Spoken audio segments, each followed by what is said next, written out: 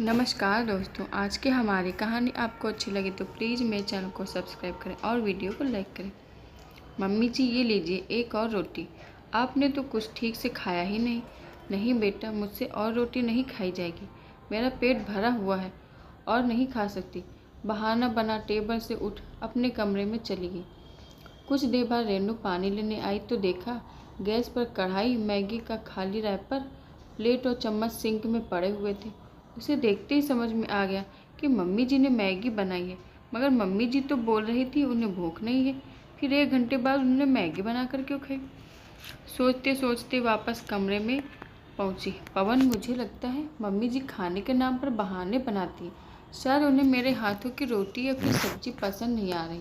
रेनू सोचने की मुद्रा में बोली, कैसी बातें करती हो भला? मेरी मम्मी को तुम्हारे हाथों का खाना पसंद नहीं आता तो फिर अभी थोड़ी देर पहले इतनी तारीफ कर रही थी, वह क्यों करती? तारीफ तो कर रही थी, मगर तुमने देखा उन्होंने सिर्फ एक रोटी खाई, सुबह भी सिर्फ चावल खाई थी। मैंने आज उनके लिए बैंगन की सब्जी, पुदीने की चटनी, खीर, कितना कुछ बनाया, मगर उन्होंने सिर्फ दाल चावल ही खाया। ऐसा क्यों? अरे यार, ये तुम सीआईडी देख कर ना जग्गा जासूस बन गई हो। अभी तक तुम मुझ पर ही जासूसी चलाती थी। छुट्टी के दिन कहाँ गए थे? ऑफिस कब का बंद हो गया?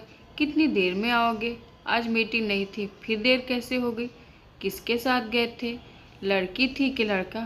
फ़ोन क्यों नहीं उठा रहे थे? फ़ोन स्विच ऑफ क्यों था? यार, मैं इन सवालों के जवाब दे देकर थक गया हूँ, मगर तुम्हारी जासूसी कर करके नहीं थकती। तुम्हें इस घर में आए 1 महीने ही हुआ है और तुम उनकी जासूसी करने लगी।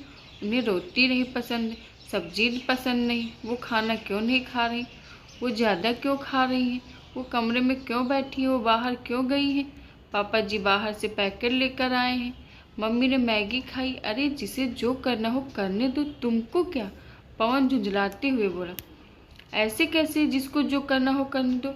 मैं कोई तुम्हारे यहाँ पढ़ी लिखी फ्री की टैलेंटेड नौकरानी लगी हूँ जो तुम लोग मेरा इस्तेमाल करते रहो और मैं चुपचाप रहूँ? ये मेरा भी घर है, मुझे यहाँ सब कुछ पता रखना पड़ेगा। तुम अकेले घर के मालिक हो, जो जाते हो और आते हो, और वो मैं रामू काका हूँ जिसे तुम कुछ नहीं बताओगे। मैं भी इस घर की मालकिन हूँ, मेरा पूरा हक बनता है जानने का। और तुम शादी के बाद अपनी मर्जी नहीं चला सकते। तुम्हारा कुछ मेरा प्रति भी फर्ज बनता है। खुद ही घूमते फिरते रहोगे अपने दोस्तों के साथ, या अपनी पत्नी को भी कहीं घुमाने फिराने ले जाओगे? और तुम अपना तो छोड़ो, मैं तुमसे निपटना अच्छे से जानती हूँ। पहले तुम मम्मी जी का केस बताओ। क्या वह घर में भी ऐसे ही खाती पीती हैं, जबकि मैं पूरा समय उनसे पूछ पूछ कर खाना बनाती हूँ? मुझे तो लग रहा है कुछ दिन से वह कमज़ोर नज़र आ रही है। अगर ऐसे ही चलता रहा तो वह बीमार पड़ जाएंगी। मुझे उनकी फिक्र होती है, इसीलिए मैं तुमसे बात कर रही हूँ। और तुम हो कि मुझे जग्गा जासूस बनाकर मुझे बदनाम कर रहे हो। झूठ मूठ के मुंह बनाकर रोने लगी। अपना माथा पीटते हुए बोला, अरे भाग्यवान, चुप हो जाओ, गलती हो गई, माफ़ कर दो। आगे से तुम्हें जग्गा जासूस नहीं कहूँगा। और मम्मी की अपनी खुराक है, बच्चों की तरह मुंह में ठूस कर जबरदस्ती तो कर नहीं सकते। और तुम क्या यह फालतू बातें लेकर बैठ गए? कहीं सारी रात इसी तू मैमे में ना निकल जाए। बात आई गई हो गई, मगर रेनू को अभी भी चैन नहीं था। कुछ विचार कर वह सुबह का इंतजार करने लगी। अरे बहू, क्या बात है, आज खाना नहीं बनाई हो? मम्मी जी, आज का खाना आप बनाइए। कुछ दिनों से देख रही हो आपको मेरे हाथ का खाना पसंद नहीं आता। अरे बेटा, ऐसी कोई बात नहीं, तुम जो भी बनाती हो मैं खाती तो हूँ। मंदाकिनी जी सकपकाते हुए बोली। अगर खाती होती तो कमरे में छुपकर केक, बिस्किट, चॉकलेट नहीं खाती, और देर रात छुप छुप कर मैगी भी न बनाती। मम्मी जी, बस अब कोई और बहाना न बनाना, क्योंकि मुझे खाली रह पर कभी बालकनी में तो कभी डस्टबिन में दिखाई पड़ गए हैं। साथ में पापा जी भी पुड़िया में कुछ कुछ सामान लाते हैं। मुझे तो लगता है वह खाने पीने का ही होता है। अपनी बहू की बात सुनते ही मंदाकिनी जी की नज़रें नीची करके बोली, बहू क्या बताऊँ, मेरा दिल पर कोई जोर चलता नहीं।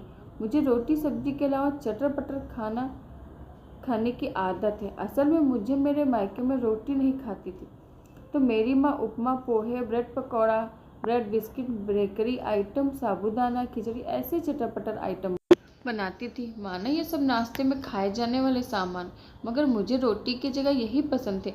मगर जब से शादी हुई सासू माँ के राज में सब खाना छूट गया। उन्होंने रोटी सब्जी के अलावा कुछ अलग से बनाने के लिए साफ मना कर दिया। फिर भी मैं बच्चों के बहाने छुप छुप कर खा लिया करती। उसके बाद तुम्हारे ससुर जी मेरे लिए ब्रेड बिस्किट चिप्स अपनी माँ से छुपा कर लाया करते थे। फिर जब से सासू माँ चल बसी, मैं घर में आज़ादी से मनमर्जी का खाती पीती थी। मगर अब पवन की शादी के बाद तुम आ गई तो लगा मेरी आज़ादी फिर से छिन गई। और एक डर और था, कहीं तुम मुझे चटोरी न समझ लो। इसीलिए छुप छुप कर अब अपनी पसंद के आइटम खाती हूँ और तुमसे रोज़ नए नए बहाने बनाती हूँ कि मुझे भूख नहीं है, क्योंकि मेरा पेट तो उस चटपटे सामान में ही भर जाता है। सोचा था ऐसे ही चलता रहेगा, मगर मेरी बहू ने जासूसी कर सब पता कर लिया। मंदाकिनी जी थोड़ी दुखी मन से बोली, हाय दैया मम्मी, बस इतनी सी बात, आप ये बात पहले कह देती तो आपको मुझको दोनों को ही बहाने न बनाने पड़ते। मतलब? मंदाकिनी जी आश्चर्य से बड़ी आंखें कर बोली, मतलब ये कि मुझे भी कौन सा रोटी बनाना पसंद है। मैं भी तो रोज आदर्श बहू बनने के चक्कर में तरह तरह के व्यंजन बनाने में लगी थी। अगर आप मुझसे पहले ही कह देती तो मुझे भी यह गोल रोटी बनाने से छुटकारा मिल जाता और हम दोनों सास बहू मिलकर यही चटपटर बनाकर खुश रहते। चलो हम दोनों के लिए उपमा बना कर लाती हूँ। रेनू उठकर खड़ी हुई थी कि ससुर जेठालाल जी बोले, बहू यह तो बहुत बड़ी खूब अच्छी बात है कि तुम सास बहू की जोड़ी जम गई, मगर इस बूढ़े ससुर को तो रोटी सब्जी ही भाती है, उसका क्या? लगता है हम बाप बेटे को खुद ही रोटी बनाना सीखना पड़ेगा। पापा जी आप चिंता ना करें, आप और पवन के लिए हम पूरा खाना बनाएंगे, मगर अब मम्मी जी को बहाने बनाने की ज़रूरत नहीं। उम्र कोई भी हो, दिल तो बच्चा है जी, और उस दिल पर जोर चलाने से वो दुखने लगेगा जी। इसीलिए इस घर में जिसको जो जैसा अच्छा लगता है वैसा खाए। पीढ़ियाँ बदल गई तो परंपराएं बदल दी जाएं तो ज़िंदगी का मज़ा ही दुगना हो जाएगा। क्यों मम्मी जी, सही कहा ना? हाँ मेरी प्यारी बहुरिया, बिल्कुल सही कहा। अच्छा करती हूँ दोस्तों, आज की हमारी कहानी आपको ज़रूर पसंद आई होगी। धन्यवाद।